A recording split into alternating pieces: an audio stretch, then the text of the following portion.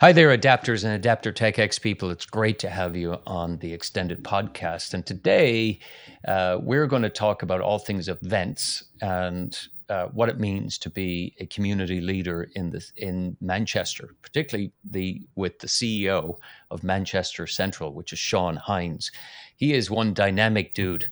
We have known each other for a long time. I've had the pleasure of working with Shaun, and he just continues to excel in everything he does and impact a community. And we're going to have a really great chat about that. So you better stay on, listen, and learn a ton about. And you'll probably feel his energy too, because we're lit up here in the studio just from Mr. Hinds being Mr. Hinds. Shaun, it's great to have you. It's brilliant to be here. Thanks so much for having me on, Shaun. Yeah, you're CEO of Manchester Central. I am convinced you're going to be Prime Minister of England at one point. But hey, just remember us poor people in the media. Okay, Yeah, I will. That would be good. So we're all about adapting and innovating, and you've done so much of that in your career. And it would be really great, first of all, because we're going to get into your life, your career, your education, the pathway to here, and it's. You've had a huge impact in Manchester, and you've come through just a bunch of crises. I know I'm starting on crisis, but we seem to be bouncing from one crisis to another. Yeah. And you took over just before the crisis, and you had crisis within the first week of you being there, I think, if I remember correctly, or around that time. Can you just help us understand how you adapted your view and attitude and the business through just this plethora of crisis in the economy in the last couple of years? Disruption is the new normal, as the cliche goes. Oh my God, isn't it? Yeah, that's true. So it was. I joined here in 2017, and that first week that you refer to, it was a few days after the horrific Manchester Arena attack here, which obviously people will be aware of. And it wasn't this venue; it was the Arena, the music venue across the city. But of course, it had quite a profound impact actually on all spaces, and in particular, this space as well. And I was actually away on holiday when it occurred, and I was talking to my predecessor on the phone about what we were likely to do and how we could help, and that really sort of set the tone, I think, of my tenure in this business, and it's been a tenure of change, and a sort of what I like to describe as a bit of a cultural revolution whilst we've been navigating around all of these different external events that have had such a dramatic impact. But for those that aren't aware, we're right in the heart of Manchester here. We're a convention, exhibition, conference and events centre. Traditionally, we used to be a railway terminal building. So we're one of those big Victorian railway terminals built in 1880. Used to be the main link into from Manchester into London and pretty much the rest of the UK, right through to 1969. Had a period of dereliction, and then underwent a renovation and converted into initially just an exhibition centre, and then more recently a conference and exhibition centre. So coming into it, I knew I had a lot of responsibility, and I sometimes describe my job as being a custodian. You're looking after this great facility for its community and for the people around the city and for the people in the future that will be around when we're not around, and this building is likely to be around. So there's a great responsibility. That's a great perspective. Yeah, so right? that was my you're transitioning this through the ages. That was my level, if you like, coming in. I knew that this wasn't you weren't just running a hotel, or you weren't just running a space or an events venue or something. You were going into something which had a history that was bigger than me, and a responsibility that was bigger than us as a company. And the brief time that we look after this space, what was important to me was that in the future people would look back, and they'd look back at the era, if you like, that I was the custodian, the leader here, and there was notable change and difference to the business. And so I set out very early on. What were some of those changes that these markers that if you summarize it in sense of what were these markers over the last couple of years? You've been there. I think the first one for me in those early days was that there was a great reputation that the venue had. But we perhaps become a little bit complacent. We've become a bit closed, I think, to the community. We've always been in the city. And we've always been of the city in the sense of the skyline and everything else. But I was unsure if we were really for the city. And so one of the first things that I got into was It's an interesting nuance. Yeah. reconnecting our business with the different communities around the city centre. And that would be business communities, retail communities, hospitality communities, residential communities, political, you name it. I found a group, and I started to introduce myself, and I wanted to make sure that we were perceived as an open business. That if you were in Manchester, if you're a business leader in Manchester, that you felt you could have some relevance to what was going on here. I think the perception was that we only did 10,000 people conferences. We wouldn't open the door unless there was 5,000 people coming in from Switzerland, and everything was on our terms. And I was quite keen to ensure that actually we're as good for 10 as 10,000. And if you're a business leader and you just want a different space, if you want somewhere to take your team, if you want to have a private meeting, you could do all of that stuff. But at the same So time, how did you do that outreach? yeah, just by doing that, by outreaching and introducing myself and inviting people in. Did you go down the street and go banging on the door to Nero's Coffee or Frank's, Bab Shop, or how did you do that? Well, I'll tell you how we did it. We would have connections with these groups, and they would say to us, "Hey, by the way, could we host our quarterly board meeting with you?" And we would say, "Yeah, we can do that, and the price is going to be this much, and you're going to have to do that, and you can get it." And we were putting people off before we started, and so I got in touch with these groups, and I said, Right. "Come in, be my guest." We want to have your political meeting. We want to have your business community, professional services meeting here. I want you to see the venue. I want you to meet the team. And more importantly, I'd like to get to know you guys as well. And so that set a different tone, because I think it was markedly different from where we were previously, which is to take nothing away from where we'd come from. It's just a matter of circumstance. Things, in some ways, what happened at the arena served as a catalyst for change. It drew a line between one era and started a new era, which just happened to coincide with me coming along. And interestingly, we had a new chief exec in the city council as well, which was also about setting a new tone. And so she and I developed a strong relationship early on, because we wanted to sort of to reset, if you like, the expectations that people had. And actually, a community for a community. There's a concept. Actually, get the biggest influencers being that community. So when you look then and you kind of go, okay, you had that crisis initially. There was the big reach out, which was adaptation in itself in many respects. Probably for some people, it's a bit of a shock. Yeah. Then these things like the pandemic happened. So all that momentum of come in was now stay out. Yeah. So how did you get through how did you manage through that crisis? What changed? How did you get from beginning to stay alive? Yeah, well, that whole period, I think there's a whole Netflix series in that. I was going to say podcast series, but there's a lot of content there. And Shaun, you'll be aware, one of the parts of that story for us was that we converted our facility into a Nightingale hospital, which is one of the temporary medical facilities that we would have here in the UK to support the response to the pandemic. So I was in the middle of that, which was fascinating, working with the military, working with construction teams, with the NHS to deliver a fully functioning hospital in 16 days. And that, extraordinary. 16 days. We did it over Easter. We delivered it on Easter Sunday. Actually, it was quite profound in that respect. Clearly, but that marked a period effectively when the business was closed, the events industry was closed. So, it was like really, if you spent your life as a carpenter and you wake up one day and you realize that no one likes wood anymore. No, we don't need that wood stuff. We've moved on. So your whole career and your whole industry and everything that you took for granted and everything that was the foundation stones of how you went about your business was potentially changing.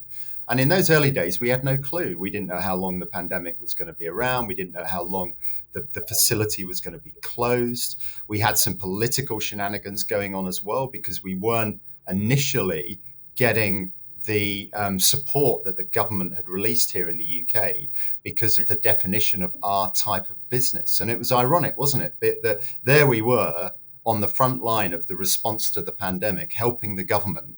And yet we weren't able to tap into some of the support and relief schemes that many businesses were. And that goes to another point about, I think, one of the other things. That's ridiculous when you say that out loud. Isn't that ridiculous? It took us a good 3 or 4 months to actually get leveled on that one. And it's part of where I think we've changed as an industry coming out of the pandemic to ensure that we've got a louder voice within policymakers, within government, and that we take our story to those interested parties, I think, more forcefully and more effectively than we've done previously. And as you know, I'm currently chairing the Association of Event Venues and also the Event Industry Alliance. And one of my objectives within that role, which I'm sure we'll come on to talk about, is to continue the efforts that we made in the pandemic to keep that voice loud and clear, and actually illustrate to policymakers, lawmakers, governments that we can actually be helpful here. We can help you with your business and corporate and growth objectives, because events are intrinsically linked to the success of growth within a local economy, growth within a national economy, which is why all of these countries will bid to get these global events. As we're speaking, Shaun, Davos is taking place at the moment, the World Economic Forum. You know, I'm surprised you're not there. You didn't get the invite, or what's I'm going on? definitely not there, but you know, it's those landmark events which I think associate a city with being at the heart of a policy making forum, and that's part of my objective here. But we might come on to talk about the period of recovery post the pandemic as the economy started to open up, as society started to open up. How did we deal with let's that? kind of mark it there, right? So let's now take, okay, you got through the fact that you transformed a very public space into a public servant space. And then you're coming out of that and the perception of this was a hospital, right? It's a hospital. How did you pivot to then say, oh, come have your event here now? You know, the after, you know, dealing with a tragic situation, but nonetheless contagious, right? The perception of it, this whole idea that society had not experienced for, you know, close to 100 years. Yeah. How did you then pivot everybody, the team, to think differently? Well, it was a very careful and thoughtful process at the same time as we were making it up as it was happening, frankly, because we didn't know what we were dealing with. But there was a couple of things that helped. First of all, when we came out of the medical installation, if you like, we were known as the Nightingale Hospital. And so there was a clear line of distinction between the Nightingale and Manchester Central. Even though people in the city knew it was the same place, you know, it was quite clear that we changed. But the label was important. You know what it's like these days. People like simple things to attach to stuff, and that was helpful because it meant that you didn't necessarily. We weren't asking people to come to a hospital for their next event. The second part of it, which I think at the time I look back on and it was very frustrating, but perhaps in some ways was quite useful, which was the fact that we came out in stages. You know, it wasn't just right, fling the doors open and away you go. We had to work through a series of, you might remember them, tiers. The UK government imposed different levels of severity depending upon the infection rates and so on that were going on within your region. And so we were working within tiers, and I was absolutely determined that we would push the envelope as far as we could to ensure that we could do as much as we could as early as we could, because I wanted to set the tone about we can come back, we can do it safely, we can do it securely. And if people want to come in, those that do, and there were plenty that did, they can feel comfortable and safe. And other people would then see that and say, actually, yeah, I think I'm ready now to come back into community. So what all that leads to is we did a couple of events with some partners here in the city. There's a big festival in Manchester, the Manchester International Festival. Arts and culture happens every other year. Usually we don't do much with them for a number of reasons, but partly because we're usually too busy with other events and so we can't host them. But we actually became their host venue for their 2021 season. So first year after the COVID restrictions, really. We did it under one of the tier restrictions. So we had limited capacity, we had one-way systems, we had social distancing, we had masks, we had the whole lot. But we delivered a fantastic set of events. But importantly to me, I got my team back in the venue working off furlough and into doing the job that they did. And actually, it gave them time to step back into the pace as a cyclist, it's that cadence of getting back in the groove. Because that's a great point, right? You can't just go from, crawling. Actually, we didn't even crawl. We didn't even move. Going from crawling to running is that was very thoughtful. Was that a planned concept, or was that just the way it had to be? No, the plan was that I was determined that we could do stuff as early as we could so that we could get back into the swing Right. of things quickly. And we were running events ahead of pretty much anybody else, partly because of the So in that alone was real oh, innovation to completely. say we've got to think about this dark moment, and then how are we going to come out stronger and better? And so you had that attitude instilled in your both the users, the customers, and your Yeah, team. and the team bit was And the so, team bit was really important because they needed to set the tone for our customers and our organizers and our delegates and our visitors. And it was great that we were able to step them back into it in a controlled manner. But of course, the other part that was happening at the same time was that we were into this whole virtual hybrid event and conferencing explosion that had happened. you had the digital explosion. You had people like us that were doing so much in a digital platform, and that was evolving. And was that a passive engagement in that, or did you say that is going to be the future of events, these hybrid notions? What lens did you look through, going, oh my God, I don't have to deal with that too, or there's an opportunity? We were sussing it all out as it went along. We'd obviously all of us had got used to Zoom and Teams real quick. Um, Mm. but then you had this notion of, well, actually, why don't you convert a whole live event experience into a virtual experience? And for the first few months, of course, this became huge. And we got into that. I actually built a television studio. I built two, in fact, here in the venue, and I built them early, and I made an investment into that because I felt that there was going to be a need for professional production. Whenever, and the analogy I used, Sean, was that when a company advertises on the television, they generally get a proper advertising agency and a proper production company, and they create a bit of great telly or great theatre or great production. And yet, if a company wanted to talk to its staff or its customers or its supply chain, they'd be quite happy to do that on the cheap, and they'd be quite happy to do that with literally standing in front of an iPhone in their office and it looking a little bit random. And I felt that the companies that were serious about their customers or their team or their supply chain would want to do it properly. And there was lots of demand being touted for people needing studio space because there were people coming together, but they were doing it in a very controlled and managed environment. And so we did that, and we had some in the early stages, some initial strong demand. We actually ran a couple of completely virtual conferences from here in the venue. I think some people felt that was going to be a fixture of the conference and event space going forward, and time has proved that that's not necessarily the case. But at that time, Isn't it interesting, though? Isn't it interesting how you look at these societal changes and how you keep pivoting, right? You pivoted from being a hospital, then these steps towards integration and whether people will gather again, and these unknowns, right? These unknowns of, is gathering now something that's virtual, but then you fast forward to now, and you're also, and we are going to talk about the fact that you're, the chairperson of a couple of associations and alliances. Is What do you think will stick now?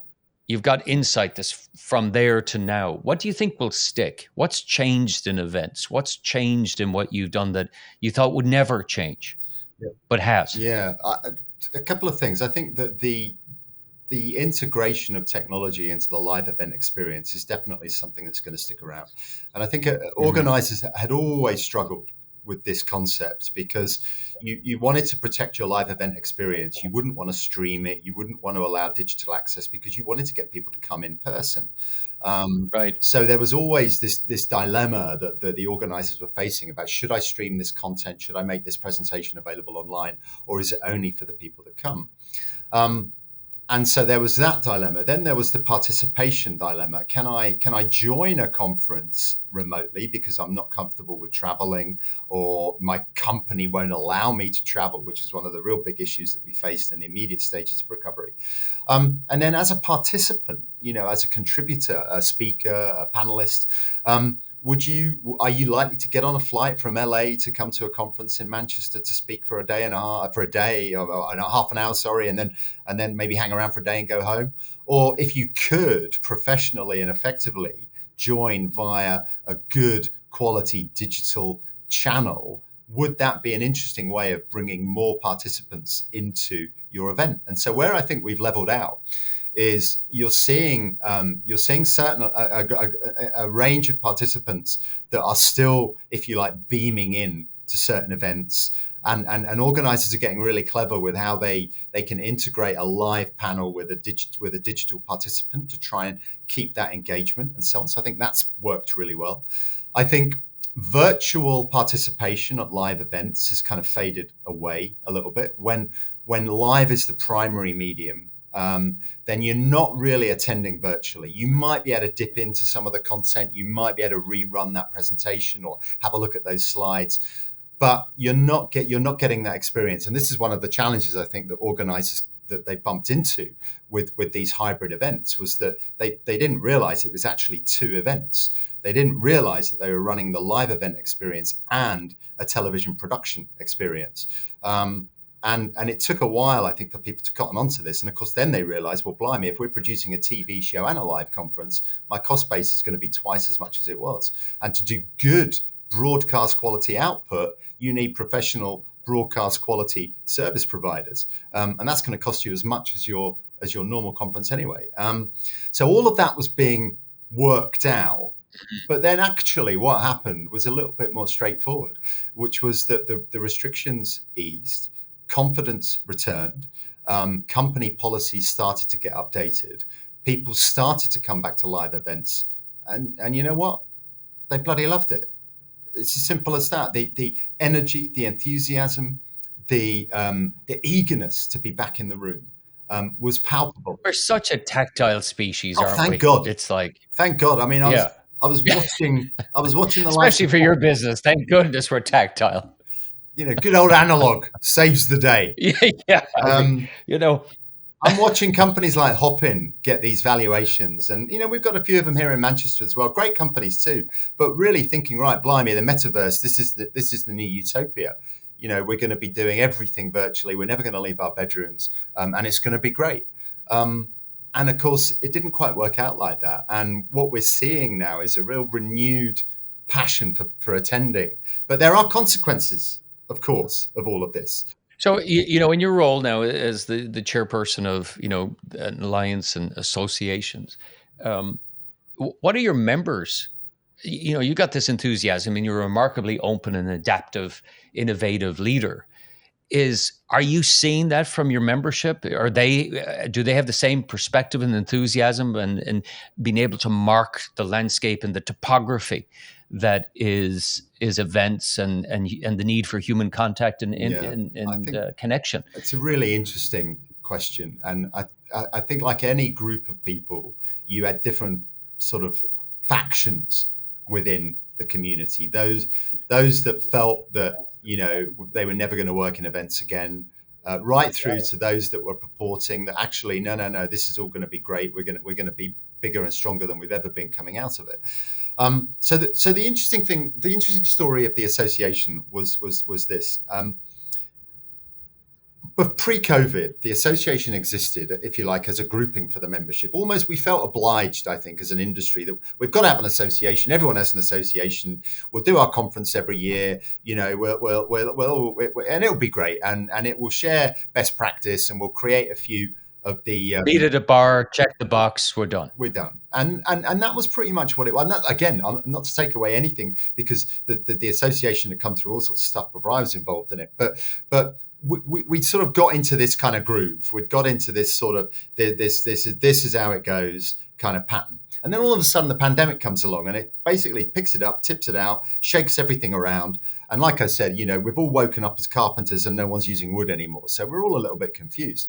So the first real value that I saw within the association was that the real sense of community came to the fore, and we were actually able to come together, online, virtually, but we were able to share stories. We were able to talk about our concerns, our fears, our hopes, the messages that we wanted to get out, how we managed our teams, which was a critical part of the whole recovery process, because in the early days of this community forming online, many of our teams were on furlough, they were at home, they were remote, they were somewhat disconnected from what was happening at a kind of policy level. And so it gave leadership within the associations, and also rank and file managers, supervisors, team leaders, the opportunity to come together, to talk, to share, to air concerns, to talk about opportunities and hopes. And so it really came into its own as a place where strength could be found among the group,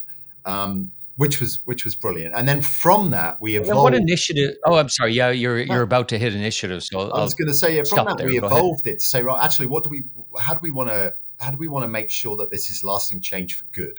And so we very quickly got into the policy side of things.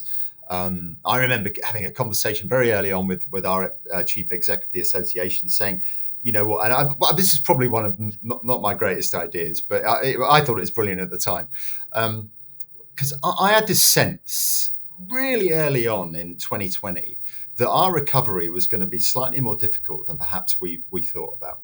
And our ability to get cut through to the various audiences that we wanted to talk to was going to be much more challenging. And so I thought we need to hire a very expensive PR company. And I had in my head this chap, Linton Crosby, right? One of Boris Johnson's mates, who masterminds many of these big political campaigns and so on. I thought we need someone who's very good at lobbying, very good at talking to government, very good at working with MPs, because the only way that we're going to get our message across is by having that dialogue. Now, as it happens, we didn't have the kind of budgets that we're talking about for that. But what it did spawn was a relationship with a good lobbying firm. And so now one of the lasting changes is that one of the things that the association does in addition to community research and best practice is that we have an active government lobby, which I participate in directly, which many of my co-directors participate in. And we are now in conversation with DCMS, with BASE, with Department of Trade and Industry, and with other members of government, talking about our industry and talking about how we can be helpful to them. So it was really important. And the industry, to your point, and I genuinely believe that oftentimes policymakers were human too, and policymakers lived in a town, and policymakers went to church, or they went to an event, or they went to their mosque, or wherever they went to, and then they get elected to the high office and forgot about the shopkeeper. And so that small events enable larger events and community. To drive, like you said, when we did the quick hit, where that brought the shopkeepers and the business people together when you offered up space for them to meet. You basically gave them a town square to meet in, safe, warm, enabled. So in your experience with working with, why do you think politicians and policy makers forget the fabric as if they've never heard of the event and hospitality space, which is a $7.5 trillion business that we have to use a lobbyist? Did they move to some foreign planet? Did you go to a foreign planet to meet these people? Unless you could relate it to the fortunes of the pub and the people in the pub, then they weren't interested. And the serious point within that was that we live in soundbite society, don't we? Media, politics, everything has got to be articulated in 3 words, and it has to play to the lowest common denominator. And the reality was that the events sector as a whole was just too complicated. And so we struggled really to articulate how we could be beneficial in that time. Right. And so messaging, you felt, was essence. Yeah, and my take early on was that the only cut through we'll get with MPs is jobs in local communities, because that was what was interesting to them, because jobs meant votes, particularly in their constituencies. And so we did start to talk about the numbers of people employed. In Manchester alone, 54,000 people are connected to the events industry in terms of their employment, and that balloons as well, right? So we have in an event city like Manchester, when you've got the football, you've got a concert, you've got a conference on, we might add another 10-15% to that over a particular night anyway. So the jobs and local economy benefits through supply chain, direct employment, local area economic impact was huge.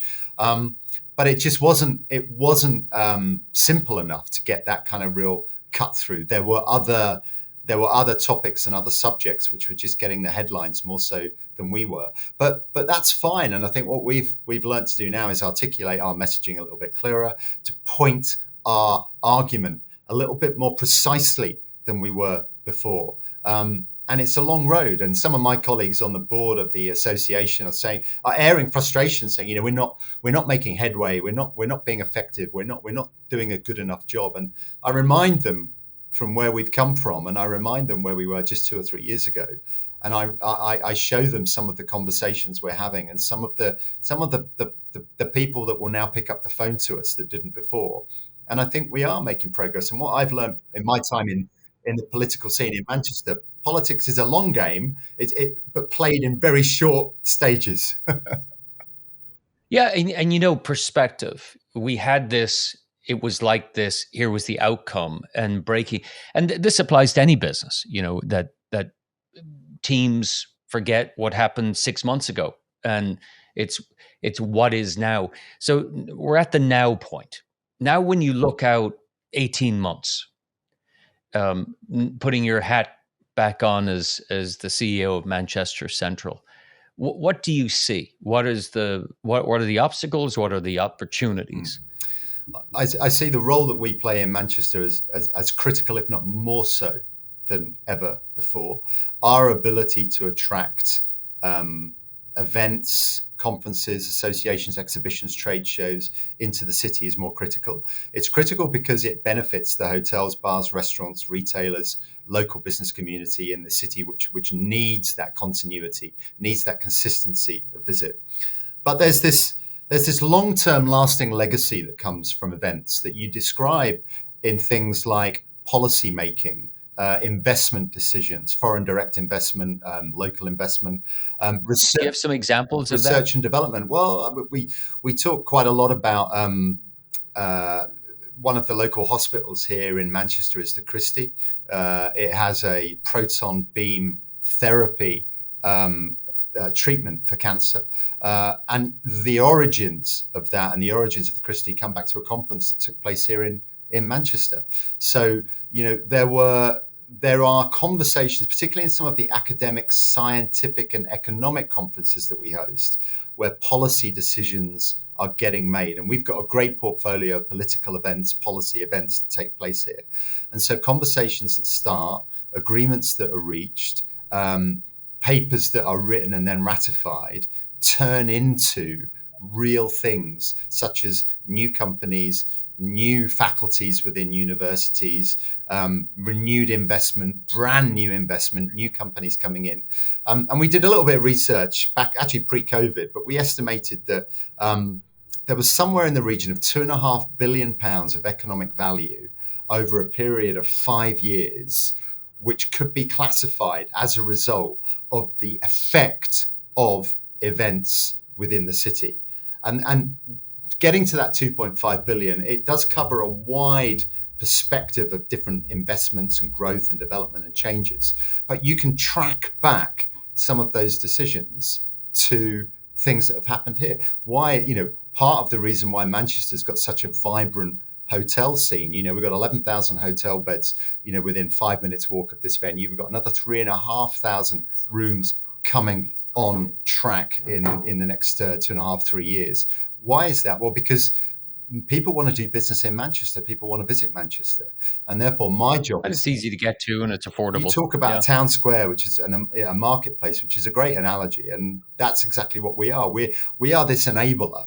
We facilitate these great conversations, these great connections that I talked about in our quick hit earlier about. And when you look forward with this sense of town square and you look the 18 months out, what are you seeing as this is an opportunity for us, or there's headwinds? Yeah. And What are you doing now to think about adapting towards what you see is now a new chapter? Yeah, well, there are clearly headwinds. You think you've seen all of the challenge, and then a whole bunch of new ones just come along. Whether it's geopolitical, we've got a lot of domestic issues here in the UK driven by inflation, but the top of that list by a long way is energy costs, which is having a knock-on effect through our supply chain. It's affecting the cost of the goods that we use, the services that we consume, but also the offer that we make as well. So you're talking about price increases, which are significant and material, which for some events where they're a little bit more marginal and they rely on discretionary spend of consumers and visitors, you're getting to a point where some shows just may not be viable in this new economic environment. And we can't simply pass on the extent of the cost increases that we're seeing. We've got to find a way of mitigating that through activity, occupancy, utilization. So I take some of the time that we spent working together, Sean, and we'd spend a lot of time talking about occupancy and rate. And those are the same conversations which I have about this facility here. How can we how can we How can you drive utilize? up yield per square meter? Yeah, Yeah, our plane needs to be in the air. It doesn't need to be parked at the airport. Um, true. and the more that we can do, and there's a cultural thing there as well, because people like time and space to be able to think and plan. And I'm here as the leader saying, right, we've got to do more, got to work harder. We've got to run more events through our facility. And initially, they'll look at me like I'm sort of gone slightly mad. Right. But then when I talk about Yeah. why that's important, and I talk about the fact that, by the way, this isn't at your expense. You're not just going to have to work more hours. You're not just going to work 2 shifts when you only worked 1 shift. This is about us resourcing our business accordingly. But there's a sweet spot where, by adding a little bit of resource here and being a little bit clever there with efficiencies and operating processes, we can actually increase our capacity. We can drive more kind of bedrock revenue, and that helps us tackle these cost increases, which then allows us to keep our doors open for those events which are the new, interesting, and Which innovative aligns events. with what I've heard through our 2 shows is this notion of curation and sense of responsibility, and this handing off and stability, and ensuring the workplace is a place that is truly the town square where people are working with their stalls out, and you got to have people coming to the town square to sell the kilo of bananas, or buy a new little handbag or something. So it's a wonderful way to think about a business. I mean, I hope our listeners think about even adapting and thinking about, what are you as a leader? Mm. What is your perspective? Which is something terrific. If I might, maybe talk about this sustainability thing that we are passionate about on this channel, and spending ever more time in our expert series and others, is how does the influence, being a prominent building and landscape that is city funded, how does sustainability, how has that worked into your business life, and do you have some practical examples of the manifestation of how you deal with making the place, as you say, good for longer in some respects? Yeah, yeah. Well, first of all, quick correction: we're not funded by the city. We actually fund into the city, which is an important distinction. Well, that is an important distinction. So you are not funded by taxpayers, is that right? Correct. Yeah, we're owned by the local authority. So our shareholder is Right. effectively the local authority, which ultimately, I guess, is However, but you're a net contributor. correct. Absolutely right. And that's really Well important done. as well, because in the conference, people around the world that might be watching, they'll know that many conference centers in city centers, they are funded by local authorities to bring. Well done. Yeah, and they actually are a drain on, not a drain, that's the wrong word, but they consume resources, whereas we actually contribute. So that. Well, that's another big check in the box. So well done. So point us into what pressures, or what have you embraced in from a sustainability perspective, and some examples of that'd be great. Thanks. Sure. I talk about this as being the most important issue that, as an industry, we have to face now. Now, that's putting to one side the domestic issues of how much our energy's gone up or how much food costs, because those are serious matters that we have to contend with. But I think if you look at the long term of the conference, exhibition, and event space, sustainability becomes one of those key decision making points. I describe it like this. If you go back a few years, there would be a sustainability element to a pitch whereby, you have to tick that box and the organizer's happy and the sponsor's happy. Nowadays, that's the first thing they want to know about, and you don't even get past first base unless you can demonstrate that you're going to contribute to their carbon reduction plans. And so, like many businesses, we are committed to a net zero pathway. In Manchester, we've committed to 2038 as being the time by which the city becomes net zero. As an industry, we've got pledges that we've signed up to that actually get us there before that as well. But it has to cover so many aspects of our operation, whether it's the way that we get our energy. We're part of, just out the back over my shoulder, we're part of a community energy centre. So instead of me running 19 of my own boilers, I'm now part of a district energy centre. So I've decommissioned 19 legacy boilers and replaced with 2 state-of-the-art turbines, which doesn't just heat and power me, it also powers the library, the Bridgewater Hall, the town hall, the art gallery. So lots and lots of public buildings benefiting from this facility. So in the long run, that's good news. We've already got an on-site waste and recycling facility. We've actually been zero to landfill for longer than I've been here, actually, probably for about 8 or 9 years or so. But we're working hard on with our supply chain in that area to think about how we can get better at food waste, how we can make sure that all of the recycling we do is recycled in the way that the supply chain is telling us that it is. As a sector, things like carpeting our floor, we're having second thoughts about whether that's the right way forward. Like everybody, we're eliminating plastic where we can. So we're taking all of these steps. But the real clever bit in all of this is when you're planning either to run an event or to sponsor or attend an event.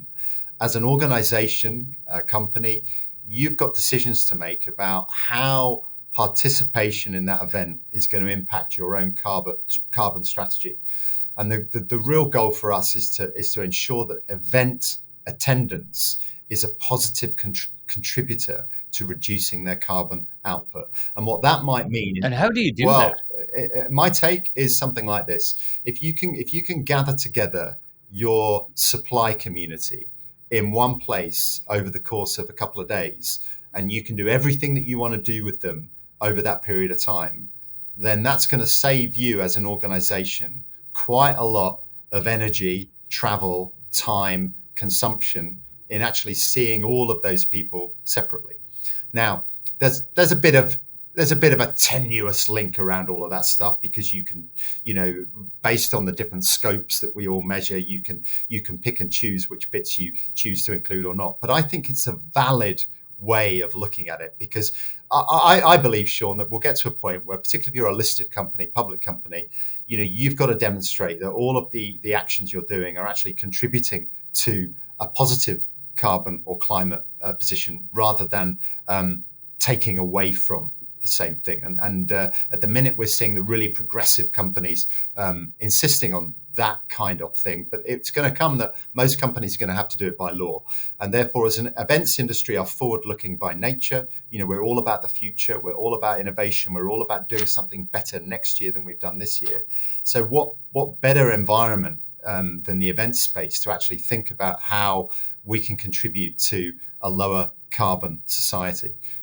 So it's ongoing. Every single one of my team members has got sustainability objectives in their personal objectives. We didn't have that a couple of years ago.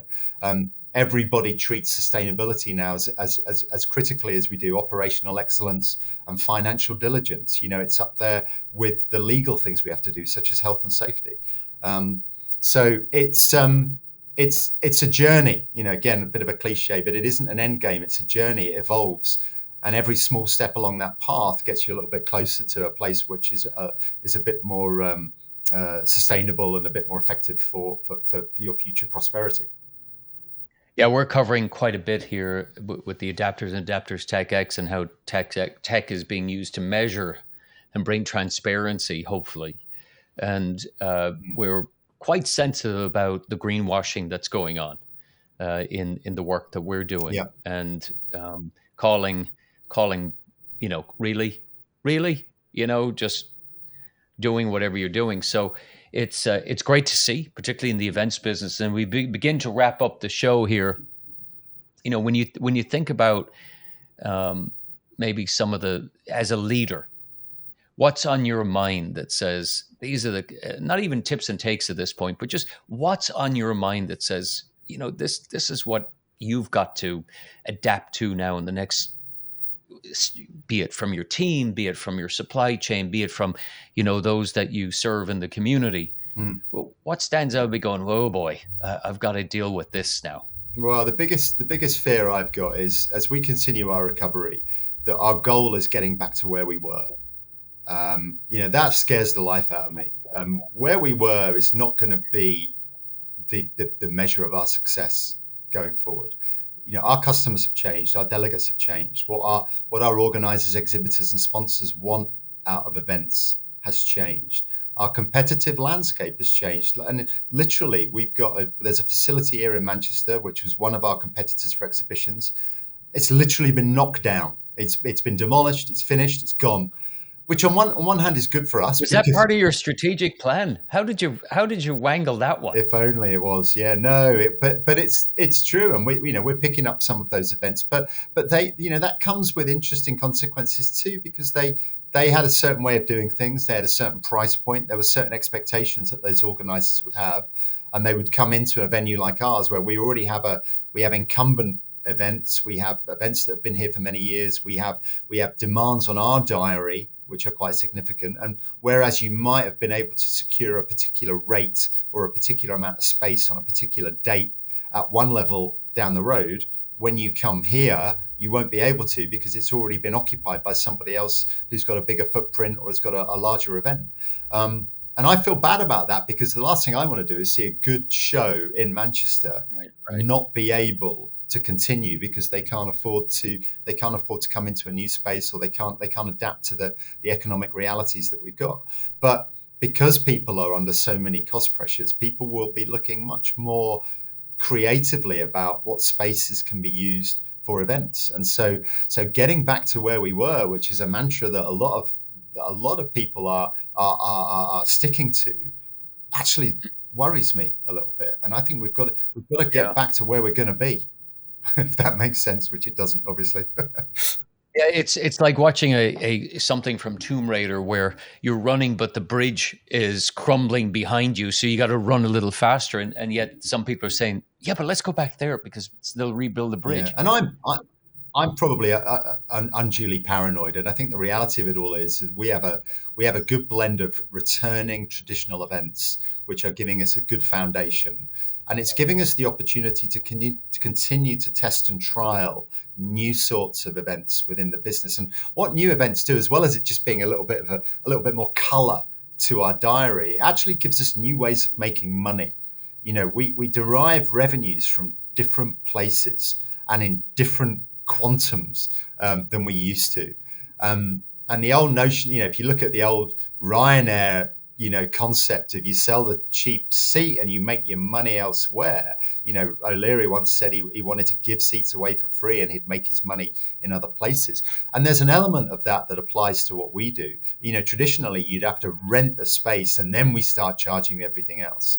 But we're getting to a point in some cases where actually we can give you the space because what you're doing in the venue allows me to make more money than I would if I just rented you the space. Right. It's interesting when you look at product mix and product structure in how to build out to profitability. And God, there's a whole show there. So, you're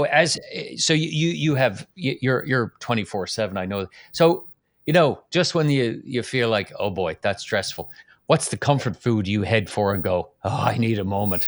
I'm a sucker for ice cream, and this is very interesting because my daughter, who's 17, has just got a job in arguably Cheshire's finest ice cream establishment, a place called Snugbreeze. That was, I don't think there's any coincidence there. You made that happen. And so you go into the ice cream shop and you head for what flavor? So my mood takes me actually in different places, but I would guess it's going to be either coffee or amaretto or cookies and cream.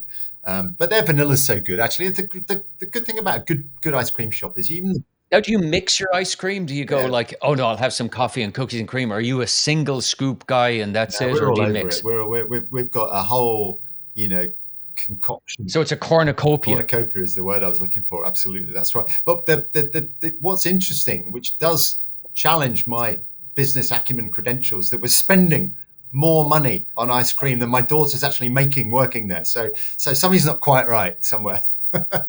You're enabling your daughter to be employed, and clearly you got These are valuable life experiences. These are valuable life experiences that she's getting. So, and look, you're being enriched by great ice cream. And are you going to share the name of this place? Because clearly this is a place that needs to be. yeah, Snugbreeze. What's it called? Snugbreeze. Snugbreeze. Yeah, Snug. SNUGBURY. Snugbreeze. Snugbreeze. Oh Yeah. yes. All right. For everybody at Snugbreeze, we love you for keeping Shaun Hinds calm during these turbulent and ever increasing crisis. Shaun, it's been amazing having over an hour with you between the two shows. And I just feel we've just barely scratched the surface of some of these. So much more to talk about. Topics. Plus, there's so many flavors to talk about. But Shaun, thank you so much for your time. It has been a real pleasure listening to, and you're always a very articulate guest, but also over dinner, I always wind up going home with a list of the things that I should be brushing up on with all the things that you've been up to. And it's quite impressive.